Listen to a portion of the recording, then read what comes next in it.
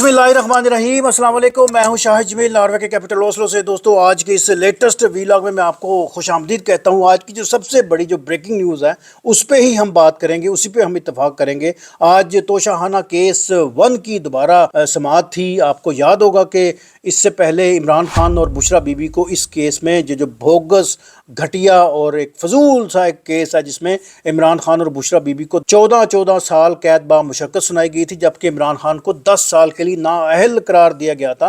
तो उस केस की जो है वो दोबारा आज अडयाला में समाअत थी, जिसकी समाअत जो है वो इस्लामाबाद हाई कोर्ट के चीफ जस्टिस अहमद फ़ारूक और मियां गुल हसन औरंगज़ेब ने की, जिसमें नैब के प्रोसिक्यूटर अमजद परवेज़ ने ये बयान जारी किया। वहाँ पर उन्होंने कहा कि इमरान खान और बुशरा बीबी की सज़ा को कालादम करार देते हुए इस केस को रिमांड बैक करने की इस्तदाद की है। तो ये क्या मुसीबत है, ये क्या है, ये क्या चाहते हैं, इसका क्या सीक्वेंसेस है, इस पे हम बात करेंगे। अच्छा, एक तरफ इन्होंने ये फैसला कर रखा था कि इनको 14 साल कैद बामुशक्कत सुना दी गई, 10 साल के इनको नाअहल करार दे दी गया, लेकिन चूंकि अभी इनकी प्यास बुझी नहीं है, जब से इमरान खान ने 24 नवंबर का एक अल्टीमेटम जारी किया है, तो उसके बाद एक दफ़ा फिर इनमें वो फुर्तियाँ आ गई हैं। तो एक दफ़ा फिर इन्होंने एक दोबारा एक और इस केस को एक भोंडे तरीके से ट्विस्ट करने की कोशिश की है। यकीन करें कि इस तरह की मिसालें पहले कभी नहीं हमने सुनी देखी। तो दोबारा इसको मैं रिपीट किए देता हूं कि आज की जो हेयरिंग थी, जिसमें जो प्रोसिक्यूटर थे नैब के अमजद परवेज़ ने इस्तदाद की है कि इमरान खान और बुशरा बीबी पर जो तोशाखाना केस पे जो सज़ा सुनाई गई थी उसको कलअदम करार देते हुए जो है वो केस को रिमांड बैक किया जाए।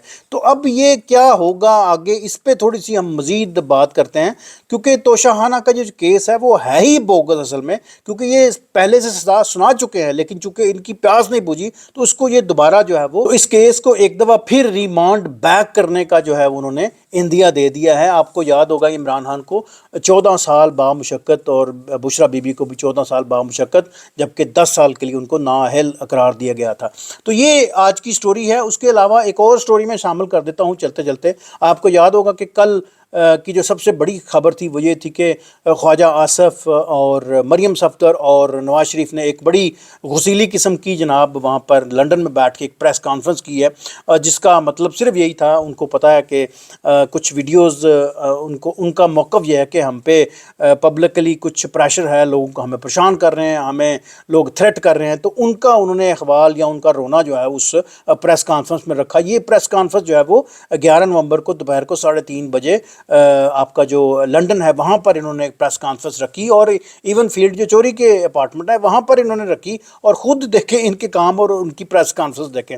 और पाकिस्तानी हाई कमीशन लंदन में आके उन्होंने पुलिस को रिपोर्ट भी जमा कराई है, जिसमें उन्होंने कहा है कि जी मुझे धमकी दी गई है। तो अब देखते हैं कि क्या पोजीशन सिचुएशन आगे बनती है। हालांकि खुद इनके काम जो है वो इससे ज़्यादा वर्स्ट हैं, जबकि इन्होंने इमरान खान पे खुद इन्होंने कत्ल का हमला करवाया। उनकी बहनों को क्या उन्होंने सलूक किया, उनकी बीवी के साथ इन्होंने क्या सलूक किया, उनके जो पार्टी वर्कर्स हैं, जो दरीना जो साथी हैं, उनके जो कारोबार हैं, चादर चारदीवारी जो खुद इनके काम है, उन पे तो इनको कोई मेरा हाल है कोई मलाल नहीं रहता। तो अब देखते हैं कि आगे क्या सिचुएशन बनती है। देखिए, मेरी नज़र में गाली जो है वो इतना अच्छा फेल नहीं है, मैं ज़ाती तौर पर इसको नापसंद करता हूँ। आप सोशली उनको एम्बैरस करें, सोशली उन पे बातचीत करें, अपने केस पे आप बात करें, आप केस पे या उनकी कारकर्दगी पे आप क्वेश्चन उठाएं। गाली का शायद मैं भी इतने ज़्यादा हक में नहीं हूँ। अच्छा, इसके अलावा एक और ख़बर जो है वो आखिर में शामिल करते जाएँ, वो ये है 24 नवंबर का जैसा इमरान खान ने ऐलान कर रखा है कि ये एक फ़ाइनल कार है, तो उसमें उन्होंने थोड़ी सी जो है वो स्टूडेंट्स और जो यूथ के जो लोग हैं उनको फिर एक दफ़ा जो है वो एड्रेस किया है। उन्होंने कहा कि जी आपकी हकीकी आज़ादी के लिए ये आपने जंग आपने खुद लड़नी है, आपने खुद वहाँ पर इकट्ठे होना है, तो फिर कहीं जाके आपके ये मामला आपका जो फ्यूचर सिक्योर होगा। इसके अलावा उन्होंने एक और भी इसमें बात ऐड की है, वो है कि उन्होंने कहा है जी कि सिंध के लोग और बलूचिस्तान के लोग अपने अपने इलाकों में ही एहतजाज करेंगे, और ये बात पहुँचाई है जी उनकी बहन अलीमा खान साहिबा ने। तो that's a story from my side. I hope आपको आज की मेरा वीलॉग, मेरी वीडियो पसंद आई होगी। अपना फीडबैक ज़रूर दीजिएगा, और थैंक यू फॉर watching।